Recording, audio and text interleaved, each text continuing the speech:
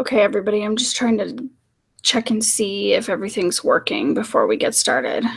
I have not done a Hangout on air like this before, so we'll see how it works.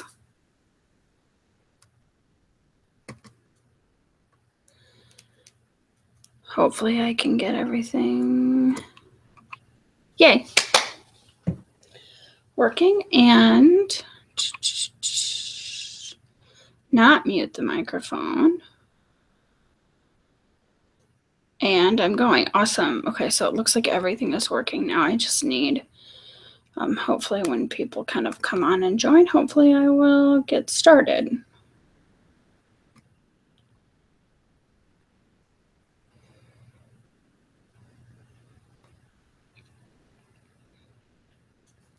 Just go back and double check here.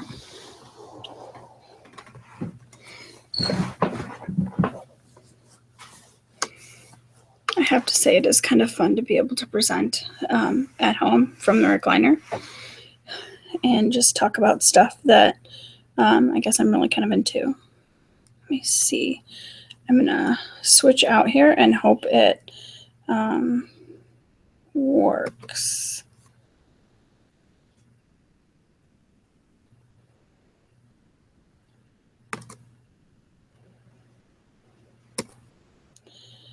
Okay, I'm hoping that you'll still be able to hear me. And that I didn't lose this because I started a little early, just to make sure it works.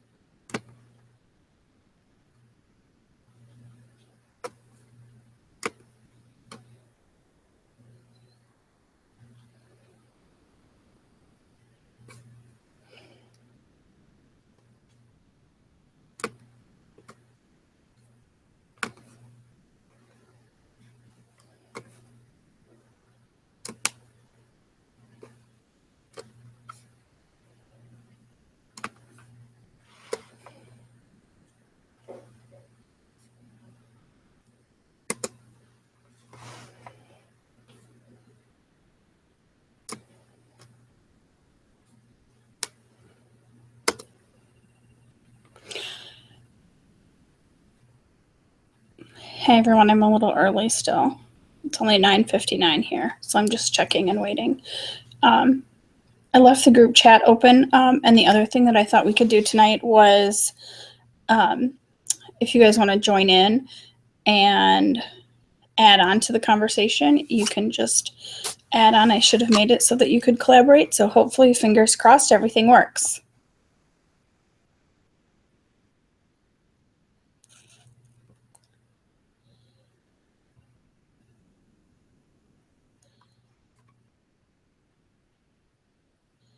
Perfect. It says live, so I'm hoping it's live. We'll see. I have no chat going, so hopefully it will work. I also have questions on the side that I'm going to do.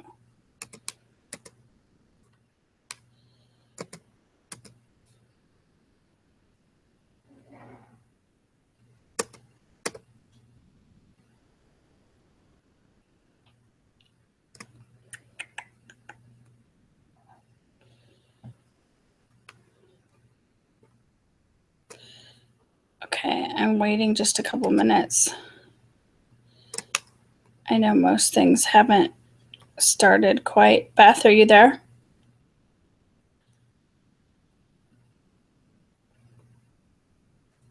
Beth +1.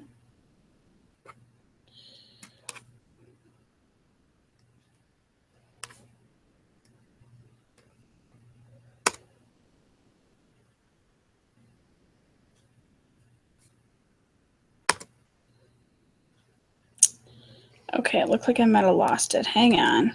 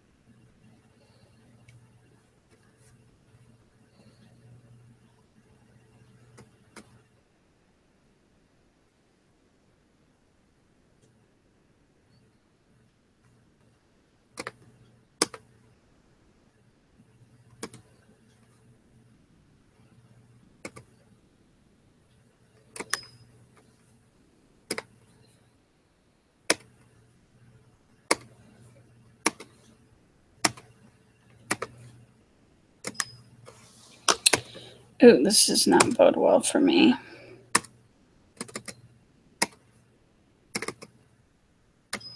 Beth, did you get in? I might have to close out and come back in. My computer, there we go.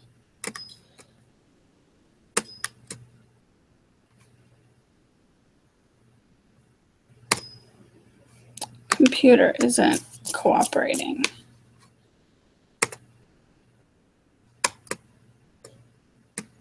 at all.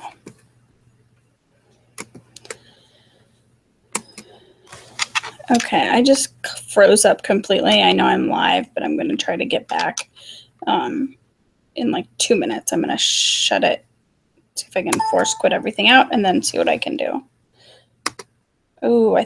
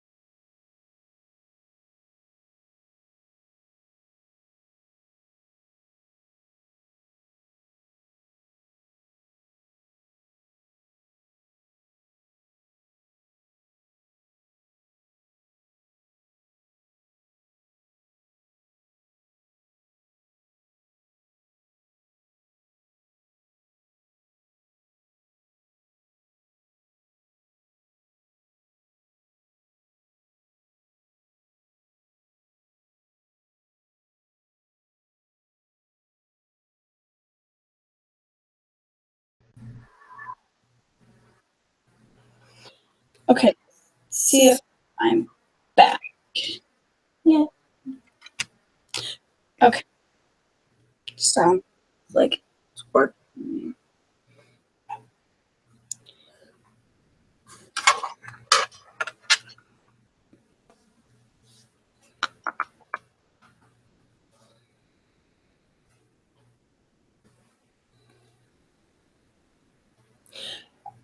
Okay, I'm gonna have to shut it down.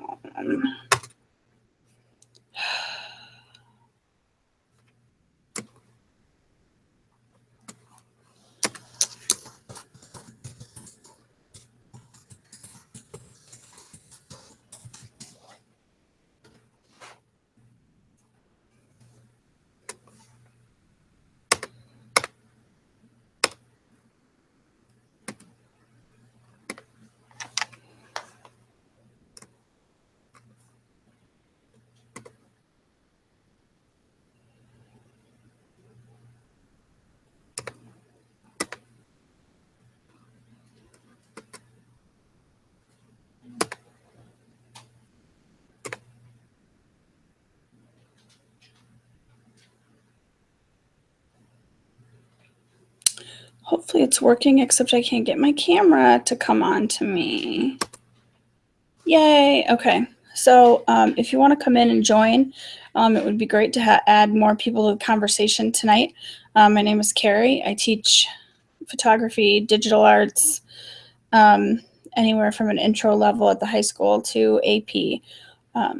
So I do teach visual arts. However, I believe that a lot of the things that we do in class are things that you can do, whether you're an elementary teacher, whether you're a middle school teacher, whether you're maybe math, science, anything. I feel like that's something that just using pictures is something that can engage your students just a little bit more, and also maybe potentially sell your program a little bit. So I have some things that I put together, and then hopefully we can chat. And then if you want to join the conversation, you can just click to join. Hopefully I have it set up that way. We'll see, because I'd like to talk to you guys and see what else you guys are doing and how you're using photography in your classroom. So here we go. Let's see if I can make it work. I'm sorry. Here we go.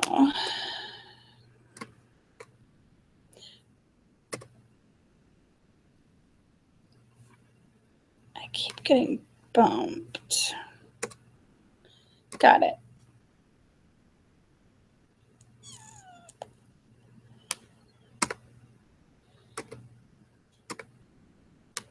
But I don't want to screen share that. I'm trying to figure out how I can screen share what I want for with everyone.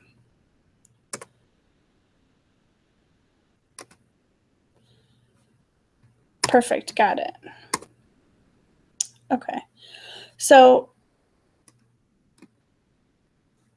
I have some resources for you, but as I was sitting down to think about how I use this and how I've seen other people use photography, I really hear a lot of this kind of thing from other teachers, like, you want me to use my camera, you want me to allow my students to use their phone, and it's something that some teachers have really been turned off on. However, in my classroom, it's not a battle. It's really about teaching students how to use the technology appropriately, and I really try to stand by that, and I try to model that behavior frequently.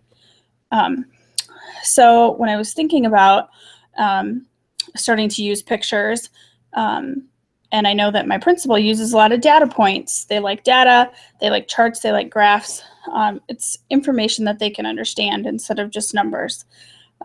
So I thought pictures would be a much better way. In fact, this year, as I was getting ready to write my evaluation, I actually used a photo as a reference that I had taken in class as a jumping off point for my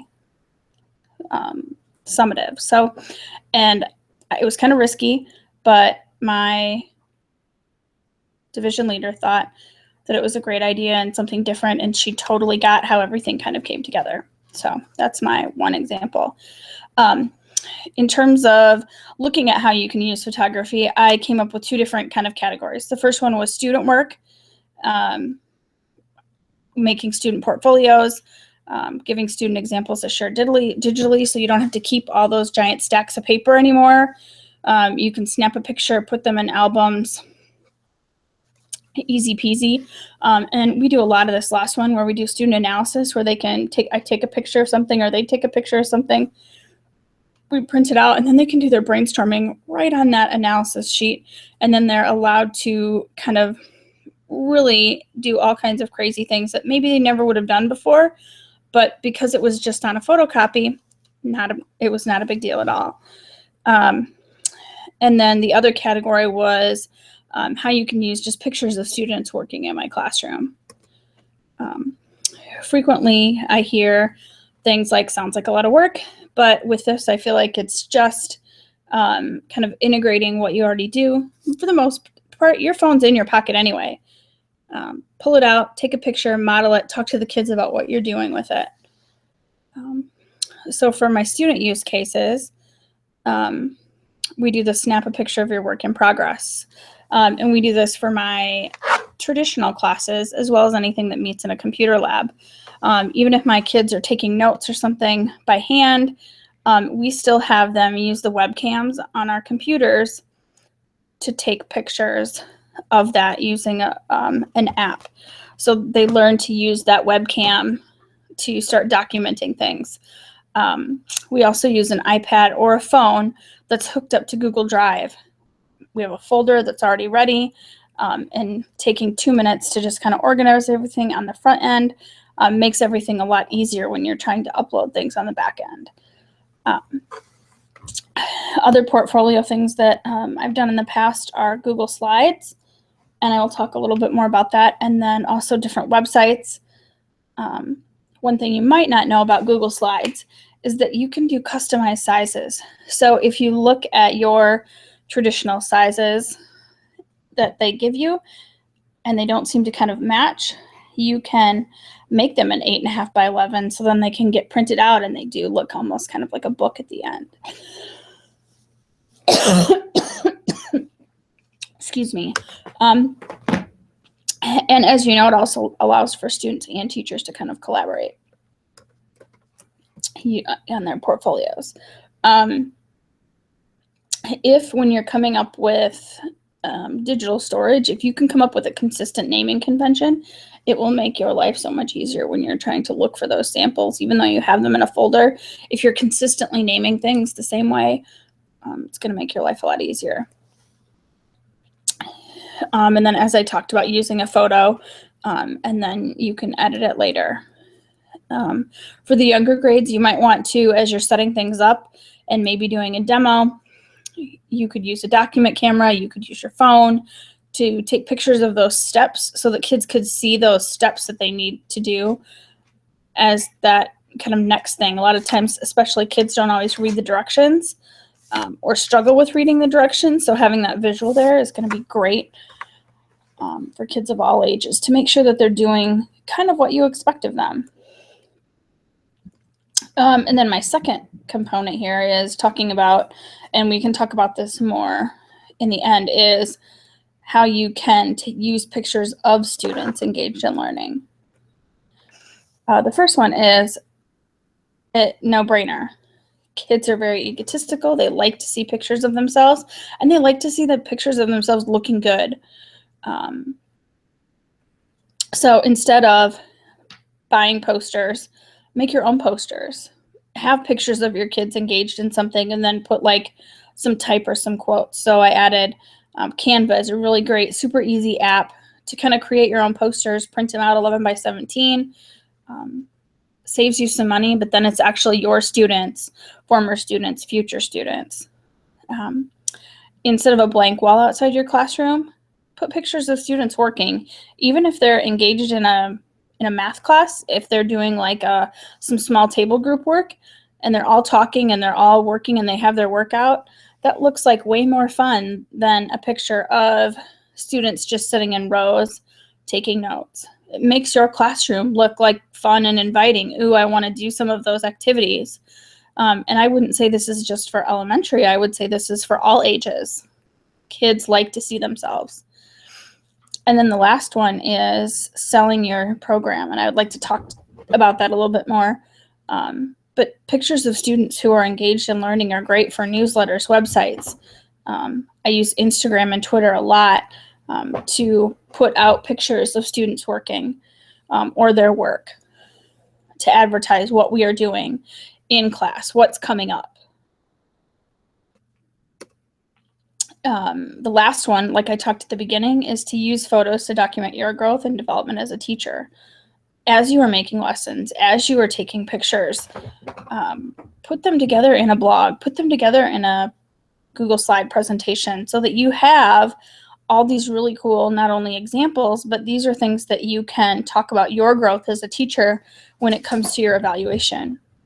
And sometimes by the end of May, no one can remember those cool lessons that happened in October, but giving you a chance to access that information and those pictures are going to help you remember, oh yeah, we did that. I want to do that again, but I want to change it a little bit. Sometimes those things will jog your memory, but it's a great piece for you to stay organized and keep things going. Different apps that I use frequently, either on my phone or on a Chromebook with students or on a computer. We use the webcam toy to operate and do our webcam stuff, take pictures of notes and such. And then in terms of editing any pictures that they might take with their phones, I found that the easiest ones for students are PicMonkey and BeFunky. Everything is packaged very nicely. It really needs no instruction except to tell kids just not to go too far and to remind them what the purpose of the pictures are for. And then blogs. I've personally used all three of these different platforms. I have students who use them to create portfolios. I have some that have done all of them. So it really depends on kind of what you're looking for. But again, that's a nice thing to point to your division leader, your principal, your parents for transparency. This is what we're doing in class, and this is what I'm doing. And I know blogs seem scary and like a lot of work, but they don't have to be.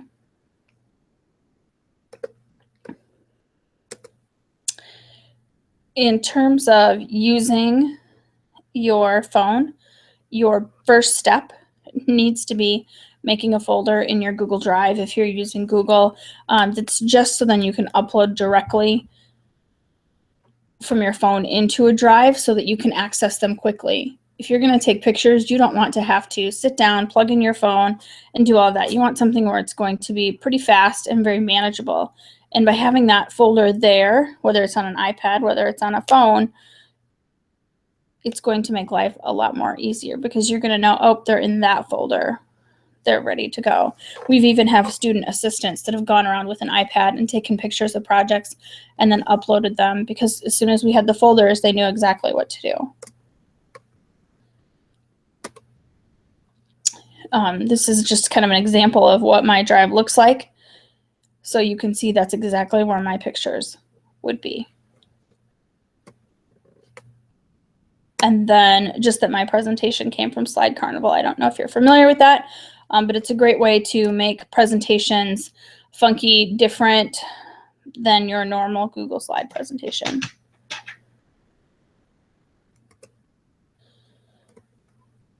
Okay, here we go. So I want to not screen share. Perfect, awesome. Okay, so now I would like to talk about what it is you are all doing in your classroom. How are you using your camera? How are you using your phone? How are you using your iPads in class? So I'm going to look and see if I can find some comments. You can either put them in the comment box or you can put them. I have my chat box open.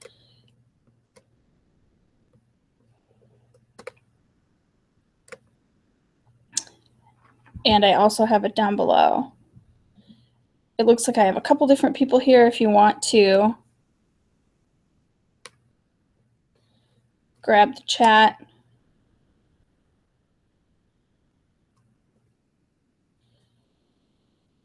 Let me see if I can.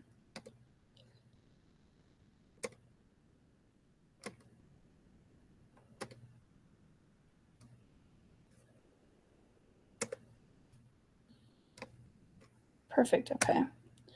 So hopefully I'm in the chat. What are your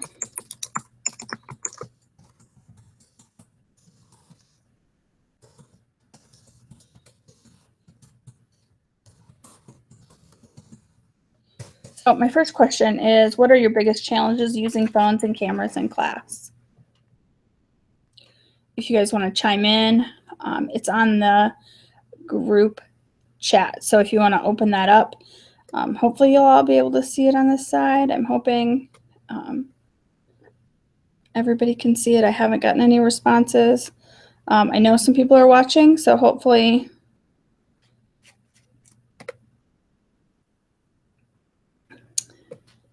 or you can put it in the questions. I see Leslie is there.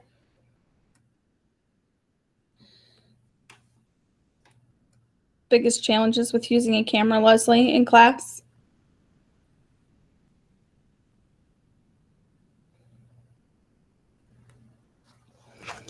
One of the things that I found that makes my life a lot easier when I am trying to send out stuff, whether it's on Instagram, whether it's on Twitter, one of the things that I do to use.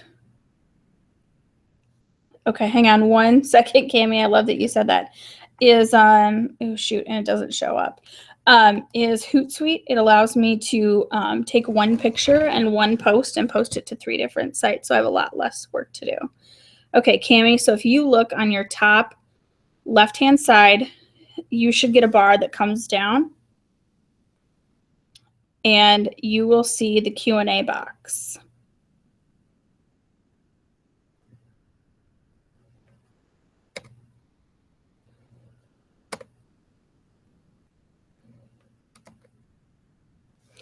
I also, at the top, it should be a blue little box that says chat.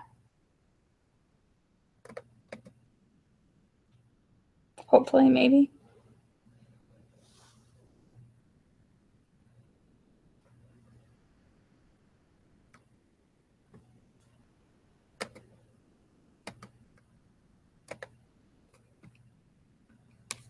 My next question, I guess I should have gone to Twitter, is, yep, okay, Cami, so after you found the Q&A box on the left-hand side, if you go all the way up to the top, it looks almost like a Google Doc box. That's also the chat. So you could do either one of those things. The other thing is you can just jump in and join me, plug in, get in on the call, and we can just chat online.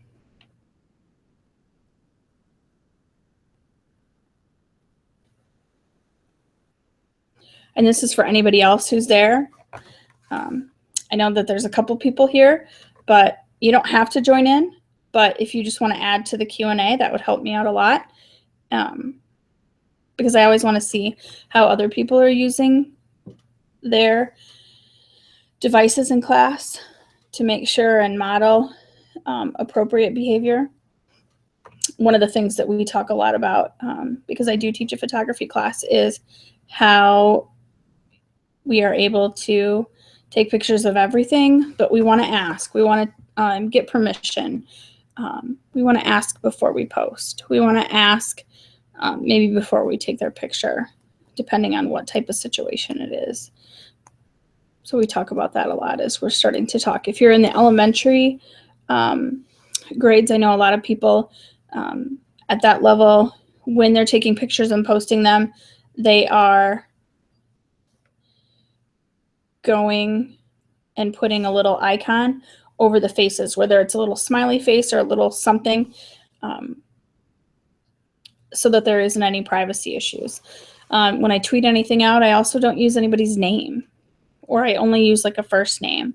But then I can't control if a kid goes back on and adds comments and that take apart. Okay, yay, Cami. Take pictures of student activities and products and post them to a class Instagram page. Yay.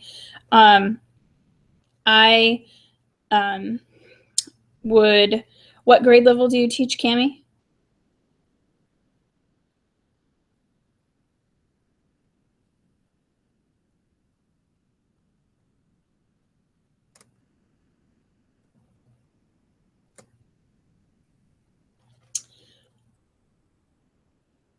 because not only can you be posting them on Instagram, you could potentially be using Snapchat, you could be putting them on Twitter, all in kind of like that one-stop shopping if you're going to use Hootsuite.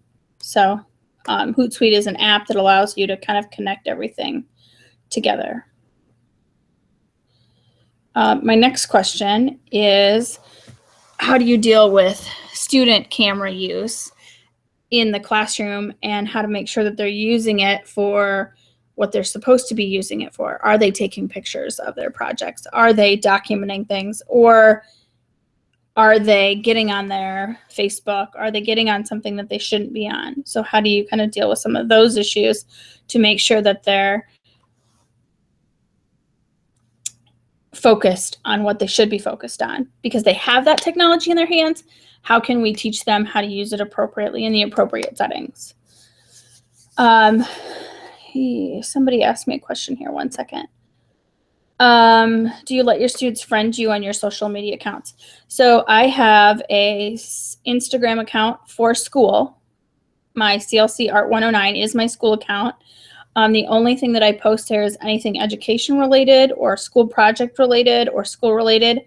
And then students will follow me on that. But I usually only follow students once they've graduated. And really I use it just as sales and marketing, like, hey, your picture's up, and then, so then they share it out. And I'm trying to teach my students how to use Instagram professionally. So we talk a little bit about that. My students have blogs, so once they sent out their blog information on their Instagram site, they saw how that through the analytics on the page, how that really changed how many people were actually coming and looking at their work. So that was kind of cool. Oh, you do teach high school. So what subject matter do you teach? Because I can see so many implications for pictures of everything. I've even gone around to different classrooms at the beginning of the year and just kind of snuck in and taken some pictures. Kids sitting in study hall, chatting it up, kids sitting and working in a team, different classroom activities, kids doing a marble roll out in the hallway. It's fun to look at those types of things when you walk into a building and see that there is a lot of activity in the building, that it's not just kids sitting in desks. And I think a lot of people that are potentially older that might be coming into your building, especially around Parents' Night, might not be aware of what a high school classroom looks like now. I think they think that it still looks like it did when they were in high school. And I think having some pictures posted, not just student work, but kind of what your classroom on a day-to-day basis looks like. If kids aren't sitting in rows taking notes, what are they doing? And how can you showcase that to be transparent? So when they're talking about activities that they did in class, it will give the parents a visual of what could have potentially been going on in that class. It helps them to see kind of what your classroom is like.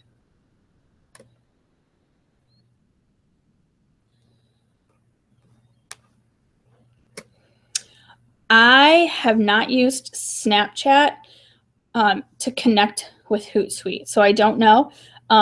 It's funny, tonight I was just actually on, I think there was an 8 o'clock session where there was a lady who talked about how she used Snapchat for her school and kind of the things that she was doing and how she was using it. So I'm hoping that this year that will be one of my goals, to start using that, because we do so much stuff digitally, and I do have a lot of kids who have done Snapchat, who've worked on filters for Snapchat and things like that. So, but I don't know your answer. I wish I did. Ours is just kicking off a school-wide launch of a blog, digital portfolios for all students. So, Cami, for your blog, what type of blog are they having to do, and is it something that's set up for you? Like there's a plan in place, like there's a structure, or is it something that every teacher is having to recreate the wheel? Because that's going to make a huge difference in how things look and feel. So I would highly encourage you to get involved to figure out kind of like what their, I guess, plan of attack is. I will say that my student blogs this year looked great. We gave out blog awards at the end of the year, all kinds of different things. And it was something that, for the most part, the kids really took pride in, and they really took ownership in it because it was theirs. And I found they also spent more time on the writing than they had normally in my class because it was going public, they wanted to make sure that writing really matched those photos really well. Because if your writing was poor but your photos were great, that was not going to work very well.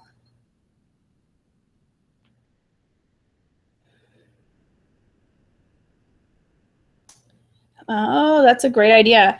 I love the ideas for winners for different Quizlet and Kahoot activities. That's great because I totally agree. Kids love to see themselves, and then it just kind of gets a buzz going about your class. Like, oh, did you see that on Instagram? So then the other kids coming to your class might know, like, hey, there's going to be something fun going on for that day, and it gives them something to look forward to. And it's all about, I truly believe that teachers are in sales and marketing. And one of the tools that we have in our hand now every day is our camera to be able to kind of control what does our brand look like for our classroom and how are we really selling that out there. I want people to have a good idea of what my classroom brand looks like.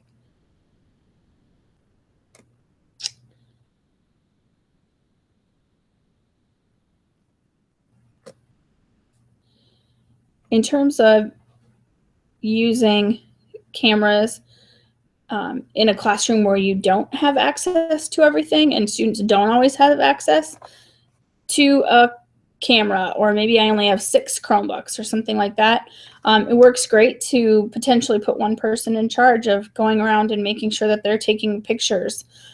They can be the photographer for the day. They can set things up, and so then you're not necessarily taking the pictures of the activities. Other students are doing it so that they get kind of that other job where they get to do things and be a little bit more out and about involved in maybe places where they might not have been in the past. The other thing that we've done is, again, just using those Chromebook webcams. And kids, it's something that, for the most part, they haven't done a lot of until they come into my class. It's like, oh, I can take a picture of my notes, and here they are. So in terms of, that brings me to another thing that I'm remembering. Sorry. Frequently, I use a whiteboard, and we do a lot of writing, and we do a lot of note-taking and brainstorming on a board. And sometimes one class's brainstorming looks drastically different than another class's brainstorming. So what I do at the end of each period on big days like that is I'll take a picture of those notes. I'll try to get a good non-glare picture, and I'll post them straight to Google Classroom so that it's a fresh reminder of what we did in class and what our brainstorming looked like, so we can revisit it the next day. Because when you're on a whiteboard, it's so much more free-flowing than, being on a computer. However, it's really easy to forget when you don't have that posted in the classroom all the time. Okay, 10th grade infotech class where you build the skeleton. That's awesome. Cami, it sounds like your school is very forward thinking in terms of doing the school-wide portfolios. I think you're going to see a big change in being able to recognize and point out student growth, because when you look at activity A and then you look at a similar activity at the end of the year, I mean, it's the easiest way to see, like, wow, I didn't just get an A, I grew, and I can point to areas within my portfolio where I have that evidence of growth. And we talk a lot about that, is using pictures as that evidence of growth. So instead of doing like, let's say, I hate to say math, but a math class might do, or somebody who does a pre-test and a post-test, it's really easy to show that evidence. And so usually when I talk about data, I take out the word data and I put the word evidence, because it's something that is really easy to see. So I think you're going to really see a huge shift in things. It's going to take a little while, but totally worth it. So if you want to connect with me on Twitter at CLC Art 109, I would love to hear from you to see how that goes, because I think there's a lot of possibilities there. Leanne, what is your student to social media? How does that work in your building?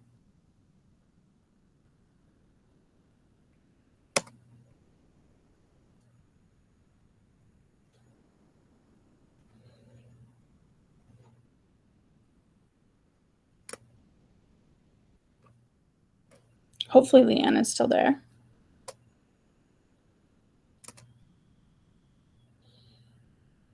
I did a Google Hangout earlier this evening, but we had people that joined in and talked. So it was a little bit different. I think next year I will try to make sure that people can join in.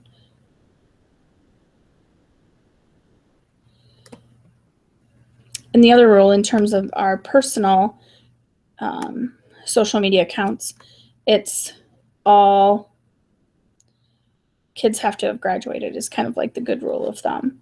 But I have all separate accounts for school things that I do that are all just educational based.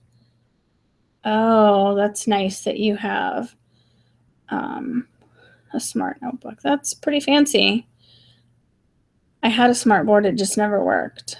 So that's nice to be able to capture it. Yes, I would love that.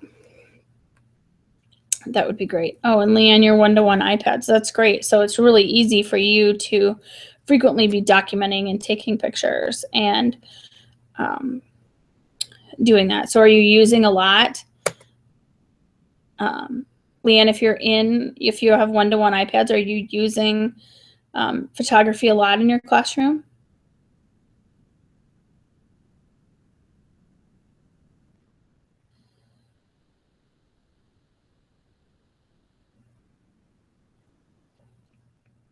Ooh, Lauren has a great thought. Ooh, I would really like to figure out how I can make this work, because I do have some GoPros coming, so that could be kind of fun, of making videos of each kid at the beginning of the year. And then they can talk about their growth. I think that's awesome, especially at the elementary age, just like having them read maybe, or having them talk, just to be able to get confident and be comfortable in front of the camera and behind the camera, I think is such an important soft skill that kids need to have.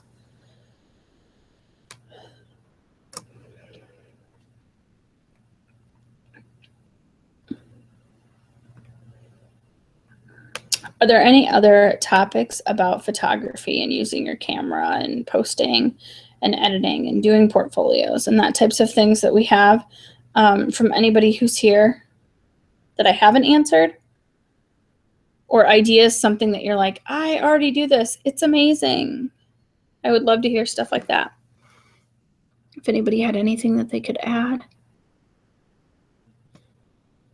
I do have, this is for the English teacher out there, friend who teaches English, and she records their speeches. She has a tripod for her iPad, records the speeches for students, and they go straight up to a private YouTube channel. And it's a great way for them to kind of, other students can go back and review, but then she doesn't have to be grading that speech right at that time. She can go back. Other people can, you can actually be in the moment and not trying to grade at the same time, because you have that copy. And then I think it also helps students to be able to go back and look and see how they did on the video and be able to really do an analysis. I'm trying to use a site called Goose Chase. Ooh, which is a scavenger hunt site, and the submissions are pictures of video. Ooh, I really like that idea. I'm going to have to see what I can come up with for Goose Chase. I've never heard of it, but it sounds really interesting. Is it where you post pictures?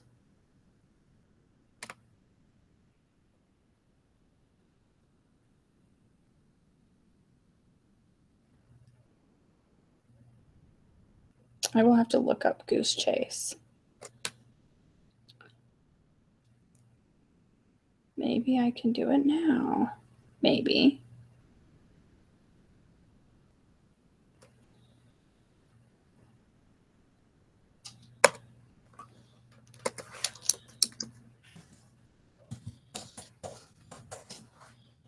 Let's see what we can find. Ooh, no. I'm going to have to come back to that one. But I will definitely be looking at Goose Chase. It sounds like a great idea. And one of the nice things with photography and using a camera and using an iPad or using your phone is that now, by the time the students get into high school, I'm not having to teach a lot of that. They know how to do just kind of some of those basic things in terms of taking pictures. I need to remind them about storage. But it's not something that I have to teach. It's something that I'm trying to teach them to kind of how to use the tool that they already have. Ooh, and I will look at Munzie as well. That's a great idea. I have not looked for those, but it sounds good. I like that it's something very different because I do a scavenger hunt at school. It's one of my first assignments to get kids out in the building and working with teams because we do a lot of team building to start to learn all of the students in our classes. Another thing that we do when I talked earlier about doing the printouts of maybe a project or something, is I've had a copy of a drawing or a photo or something, and then I've had other people go in and write on it and say, well, gosh, if this were mine, this is what I would do. So that you can scribble, you can edit, you can comment right on that image is in terms of, gosh, if this was mine, this is how I would make it more mine. Because sometimes you just want to kind of touch other people's work, and it's a great way to have people give feedback, but not in a damaging way, in kind of a fun, like, ooh, I've always wanted to play with this type of way.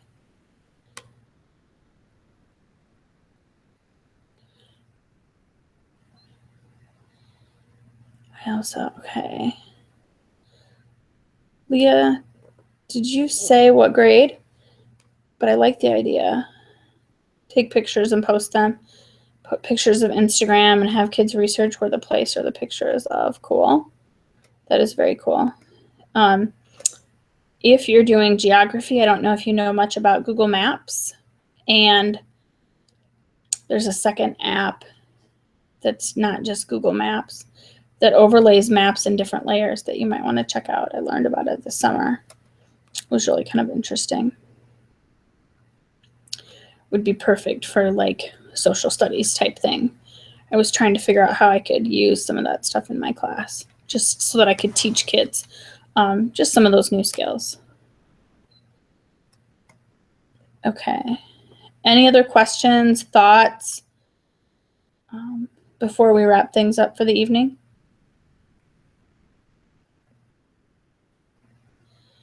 One thing, since you guys are already doing it, there's already 6 of you here, and you're already taking pictures in your class and you're already posting them, I would encourage you to go out in your schools and be the ones who are encouraging other teachers to be posting pictures, to be taking pictures of not only kids at work, but just different things. Before even something as simple as when I'm setting up my classroom, I post pictures that whole week as I start to unpack and as the room kind of starts to take place and take shape for the year. I post pictures to Instagram so to kind of get that buzz about what's it going to look like, how are things unpacking, what were in the boxes, just to get kids excited about school so that they have something to look forward to when they come in. So I would encourage you to be that like role model for using photography, using Twitter, using Voxer, using a blog, using a portfolio for yourself to share your work with others. And when you have parents' night, and sometimes like ours is so early, have pictures of the kids working. Don't stress about necessarily getting up student work or maybe not having student work depending on what you teach, but just pictures of students working. And doing activities goes a long way to show what goes on in your